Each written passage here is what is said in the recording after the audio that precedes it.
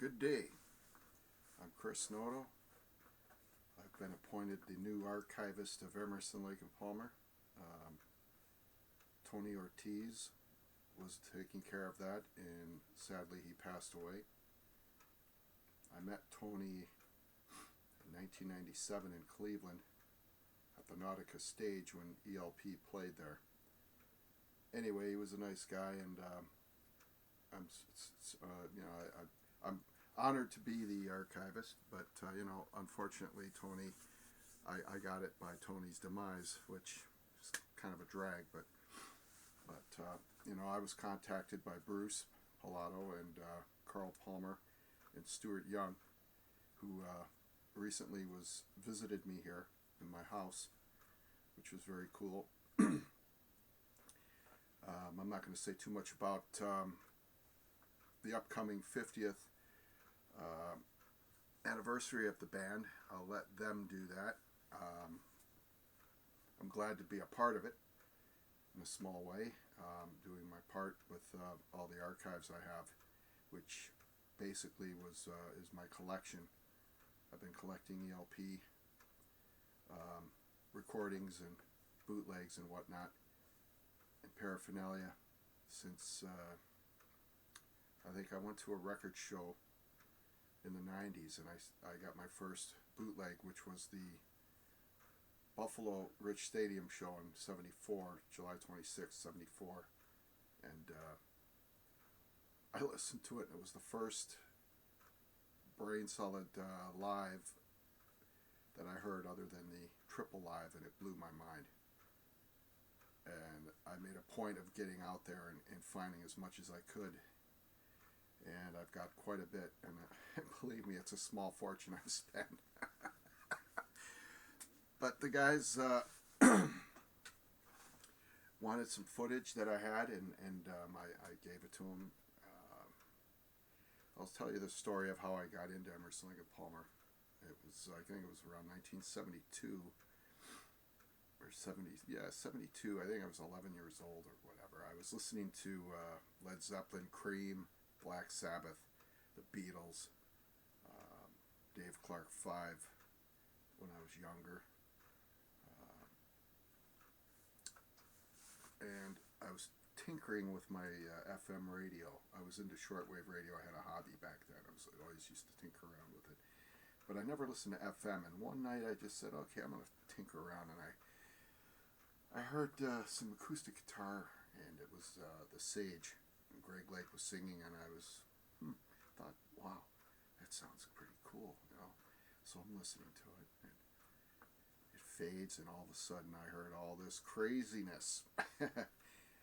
Emerson with the pitch ribbon. I never heard anything like it in my life. I asked my brother what it was. He said, well, I think it's something that you attach to the organ, not knowing himself exactly what it was. But anyhow, it was pictures at an exhibition. That was the first thing I ever heard.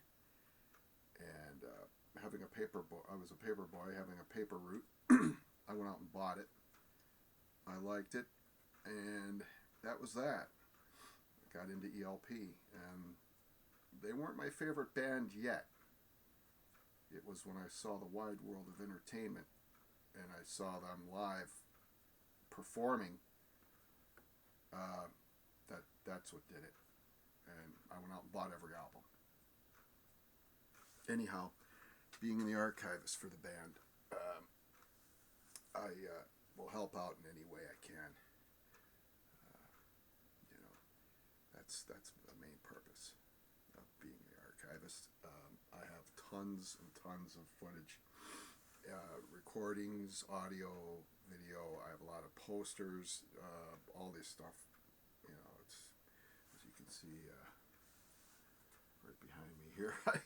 I got I don't know if it's coming across very well, but anyhow, if anybody has any questions, put the questions in the comments of this video on the page.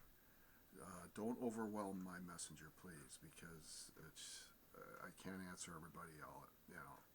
The messenger goes off, it'll be driving me nuts all day long. So please, if you have any questions, put them in the comments on the ELP Titans page and whatever other page this will appear on.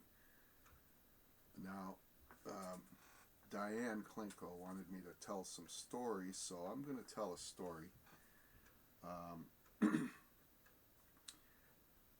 The main story is the skull story, and let me show you.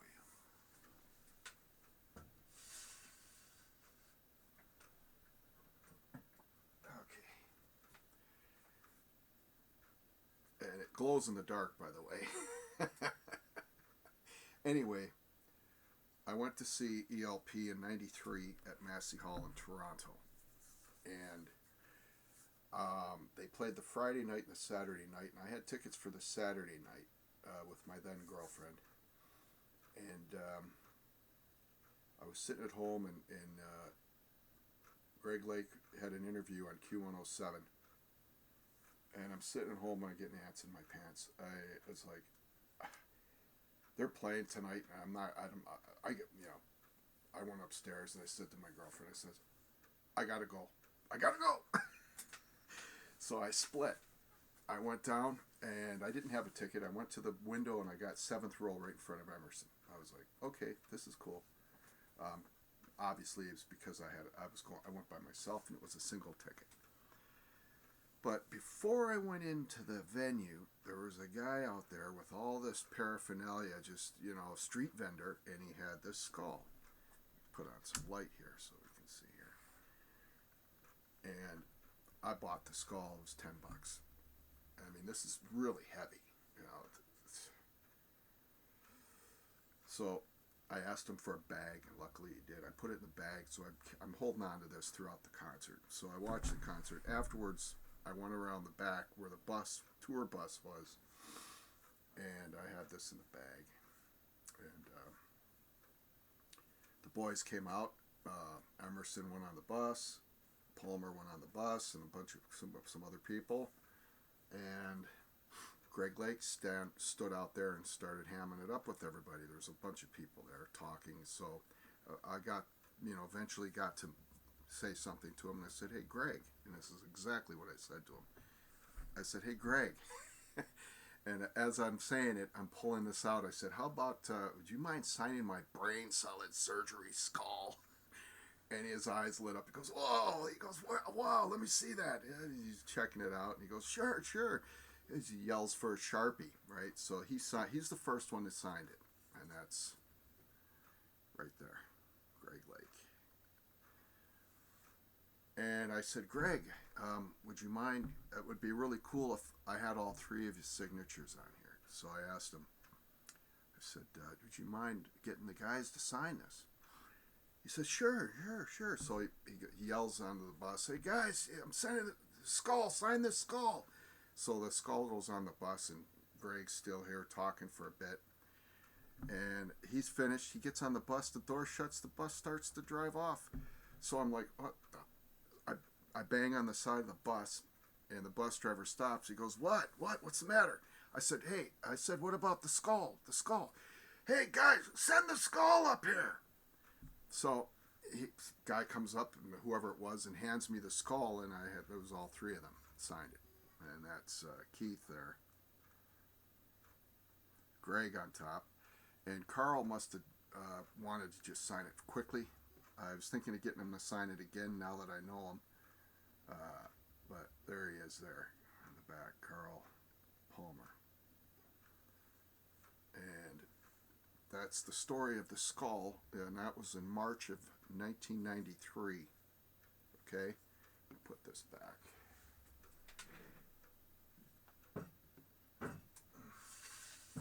Now, the very next night, my brother Andrew, I guess he's feeling a little, as the Italians say, the lamoco.